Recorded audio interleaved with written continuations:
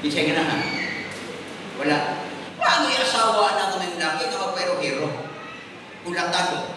Tanan ng mga sakit ng pulong, ginahataw o ginasultin sa asawa, o kinisya ang asawa habang kaigsunan, tanan na abuses din si babae, mga kaigsunan, iya na nagyan sa asawa. Ang resulta, kinimbayhana, naghinay-hinay kawa ang gugma niya sa iyang bana. O niya ako'y sigingan, nga mo'y suginda niya siyang problema. Ang resulta, ang iyang sigingan, ning simpatiya sa iya, o ang babae sa siging simpatiyahan, nabalhin ang iyang gugma sa iyang silingan. Tanaw mo na ko dire. Tanaw dire kamo mga minyo. Tanaw dire ay dungo-dungo. Dire tanaw. Okay na?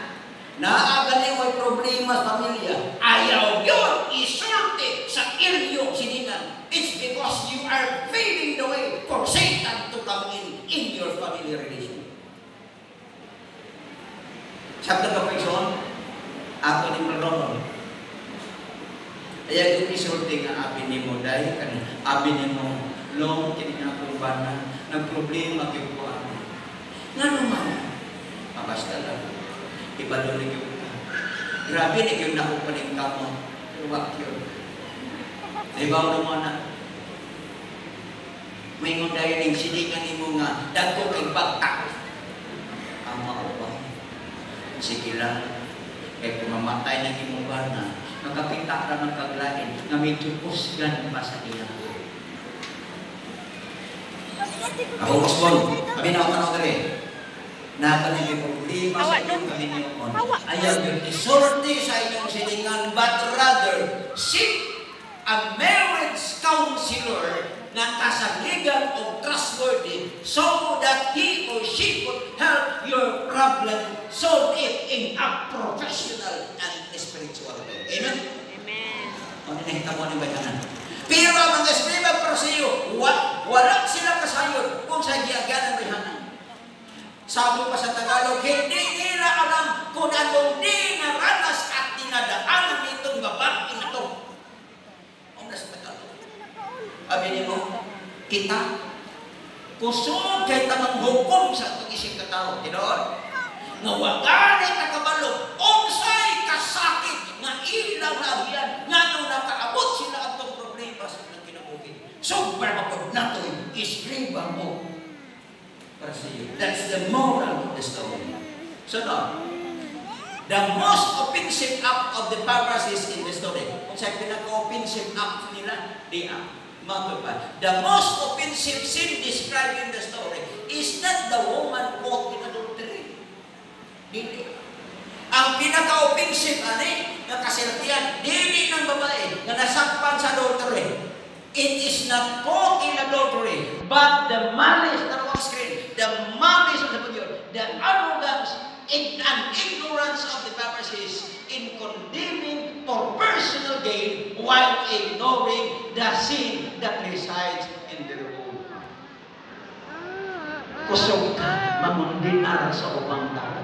Kusog ka mamantay sa ubang mga tao para na matabunan ang atong kasalanan para na sa atong personal na ganansya.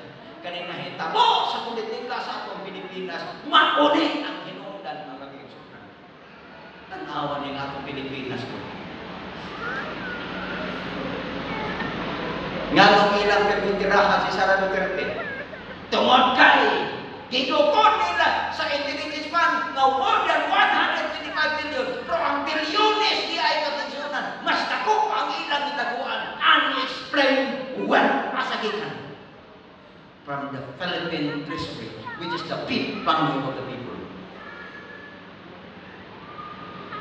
Sa atong iglesia, mga Adventista, tanaw na ko, dili tanaw, ay gadungo-dungo. Dili untak na mahitabo. Amen?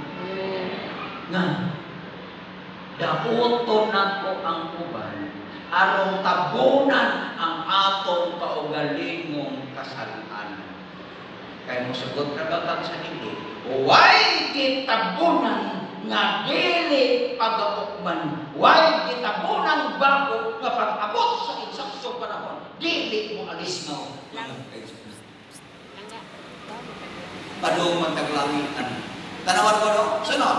This adulterous woman had been used by her critics for their own personal agenda. The Pharisees pointing all the condemnation and guilty to the woman while ignoring their own failure in advance for what? Social status. Gusto mga tahimong sila. Pinagi sa unsa, pagtunog sa abaga sa ubang mga tao. Tanaw sa ako. There is no bad if you will climb up. But please, do not stick up to the shoulder of somebody else as your ladder. Huwag problema na mo sa taas. Ayaw lang yun gamitan nga tungtungan nimong abaga sa mga tao. Himuon nimong haganan. Aron mo sa lang ka sa ibabaw. Mga haganan. Amen? Amen. Mura pa na itong kalaki sa trabaho. Daoton ang ilang kaubanan kay gusto nila na sila mo ko'y musugina. Oy, kamo na narbaho, magigana mo hulungan na ninyo. Pagsaka mo sa taas sa inyong kaubanan ng gusto, ayaw lang yung himuag sa ganang ang abagka sa mga tao para makuha nimo ang promosyon na mo'y imong gusto. Klaro ba naman gusto? Because that is not a Christian perspective. That is satanic by nature. Kung saka ka, saka.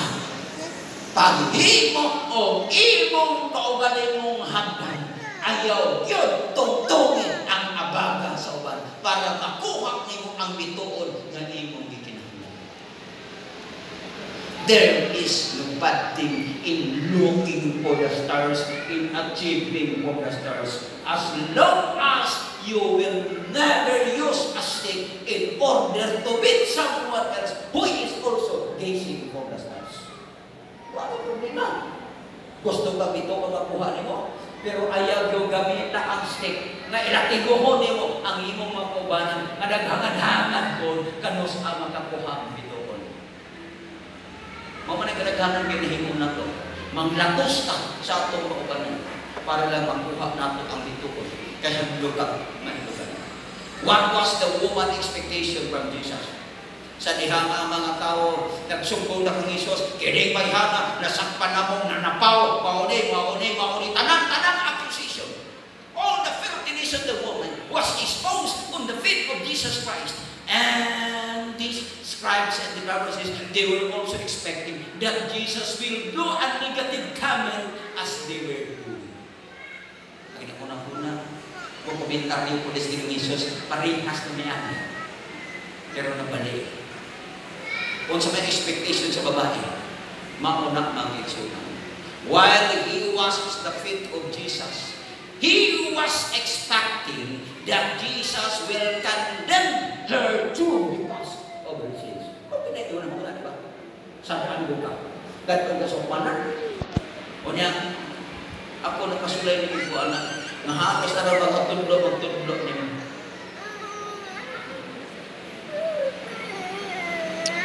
Pero kinimbayan na.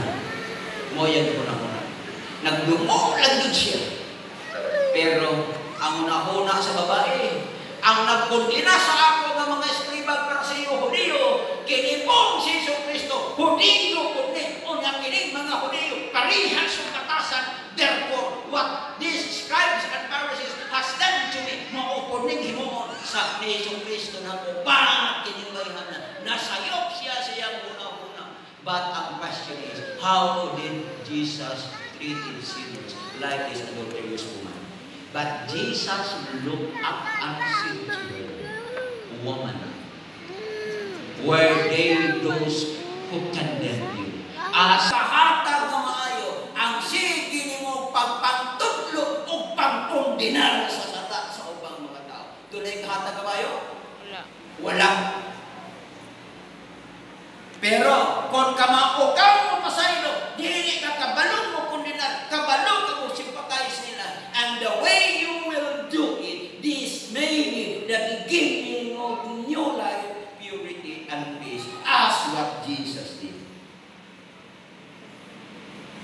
tulba ng kaisunan. Now, yan kayo siya. Repentance, tanong sa screen. Repentance is not the moment you pray, but it is the moment you change. Diba?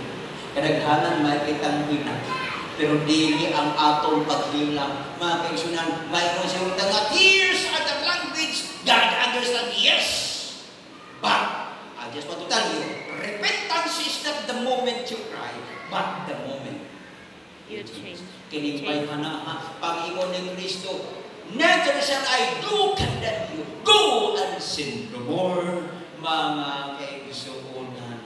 Nag-usap ang babae sa iyang kinabuhi. Then after Jesus' pronouncement that she should go and sin no more, that was the time that complete repentance took place in the heart of the woman.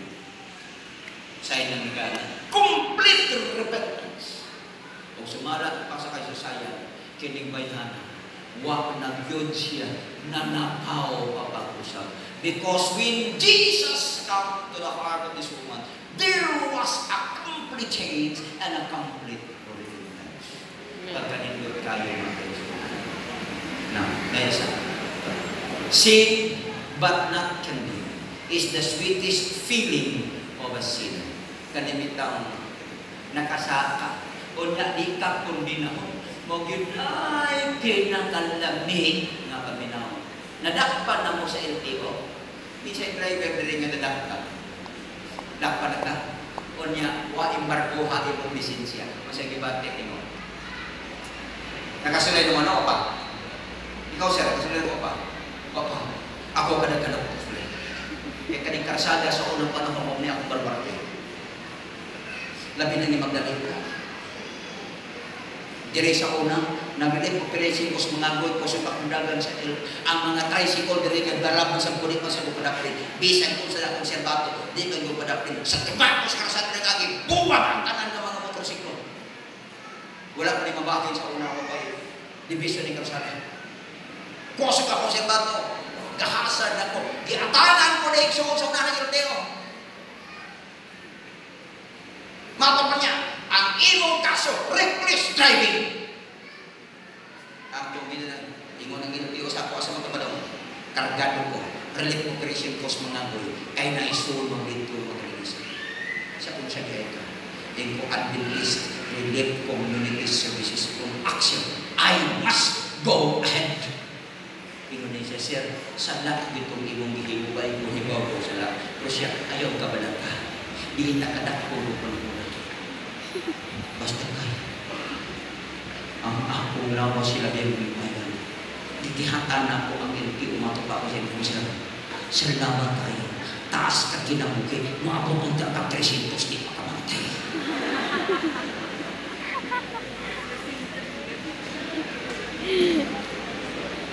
Labi kayo minamon. Di nakasahap bitaw ka. Banbanik. Unya di bitaw ka kung tinahon. Hastang labi ang paminakon. Pero kung gamay ganimong sala, unya ang tanang putyukan sa kalibutan o ang tanang hantik ibuhian sa tanang tao sa kalibutan o bisa ng imong lubot, hubuan pagkakuni, pagkaak imong sampot, sugid lang tanang ka, maunay pinaka-impirno sa kalibutan sa imong kinabuhi, wang pagaling ka mahuman. Pero, the Pharisees brought the adulterous woman to Jesus for condemnation. But Jesus came not for what? Condemnation. But what? For forgiveness. Muna kanindot sa itong Ginoo. I could never see another God like Jesus Christ. Amen? Amen. Usa siya ka Diyos. Nga kamao siyang mo kasaydo. Dili siya kamao. Sa kasalanan. But Jesus came not for condemnation, but forgiveness, salvation, and repentance. Kung sa ingon sa Diyos, we wanted to let the sinner hear the sweetest voice of Jesus. Go and see. Kadaghan ko nakatagpo mga tao na grabe ang kinabuhi. Pero ang pagkondenar sa katao ng kasala, it will not help her or him recover his lost or her lost spirituality. May mga nuggets of wisdom ang ihatag ninyo. Never follow the example of the Pharisees who were expert in condemning sinner but not themselves. Di na ito sundo ng eskribang Parisiyo na maayo kay mo kondinar sa uban pero di kabalo mo kondinar sa ilang Long, lingkod diba? long. Ano yung mga moral na amay natin mga nuggets of wisdom? Accusing others for personal agenda while ignoring our own failures to advance social status is a form of hypocrisy. Kaya bitaw mangundinar ka sa mga tao, aron tabunan ang imong kaugalimong kapakyasan. That is another form of hypocrisy. Sana. First, we must remove the love of usage in our own eyes before removing others from in their eyes. Sa dili pa natukuha ang puling sa mga mata sa ubang mga tao. Unahon sa natukuha ang truso nga nagbabag sa atong mata. Di ba mga igsoon? Mga nang pinagkanindot ko. So na, natingon siya. Doing Jesus' example in respecting even the worst sinner is a form of acknowledgement that we are also sinner and need of forgiveness. Amen? Amen. Mga nang pinagkanindot natin siya.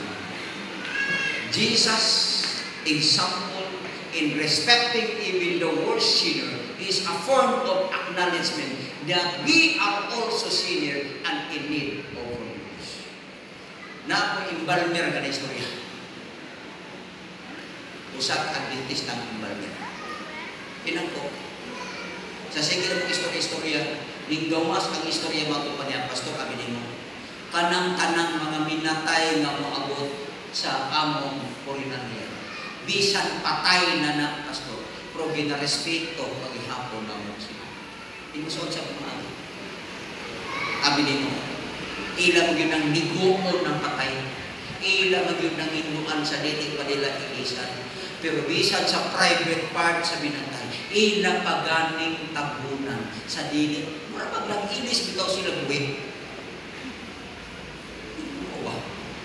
Nag-abi na ko kung matong niya, naaday sila yung mga bitaw nila o itex.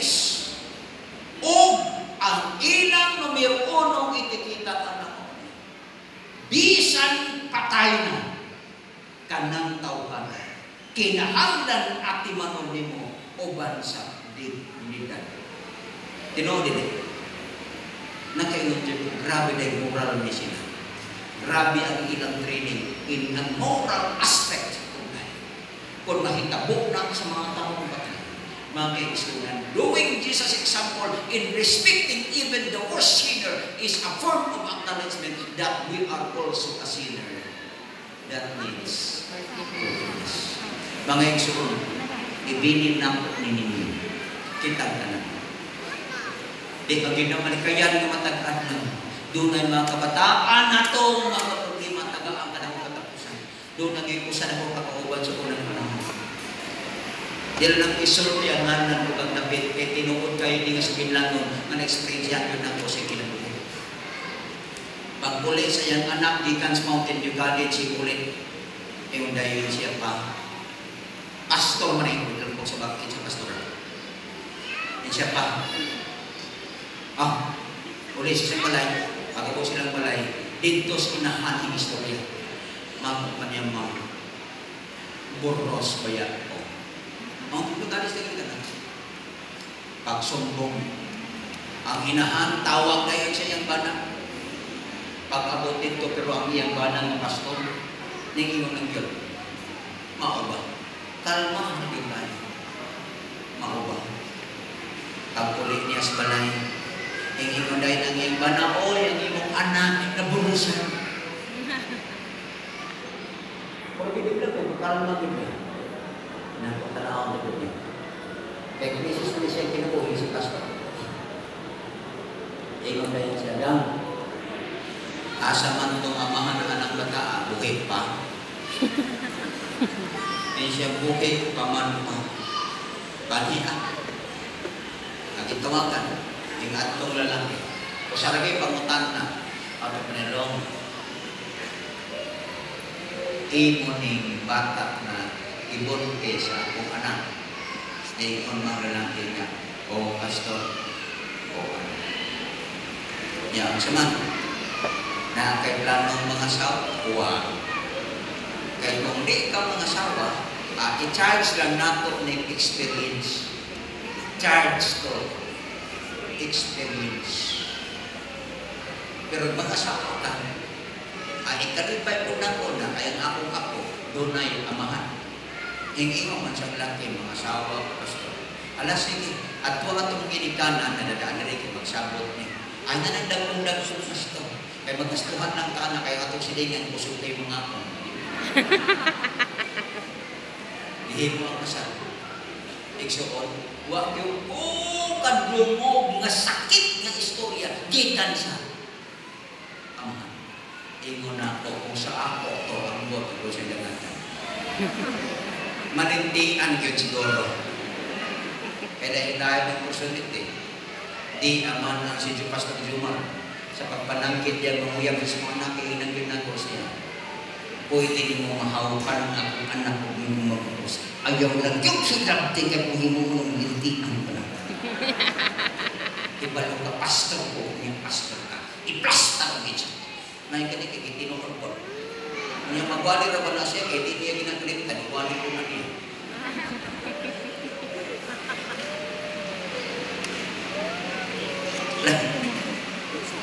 Pero, ang giganahan ako kay Yesu Kristo, na amay na kong sundon, nga di siya kabalo mo kondinar sa kasalanan. Ang ganahan gina ko statement ni Jesus Christ, kanang pag-ingon niya sa adulterous woman, neither shall I do condemn you. Go and see. Naglaong ko, nga kitang tanang mga Adventista nga naming bagaron, na atay batasan nga dili kabalo mo kundina. Apan kabalo mo sa mo, o kabalo mo pa sa iyo. Ibutaw na ko sa tumutok ang pulong ni Kristo nga nag-ingon. Neither shall I condemn you. Go and see. Ang Diyos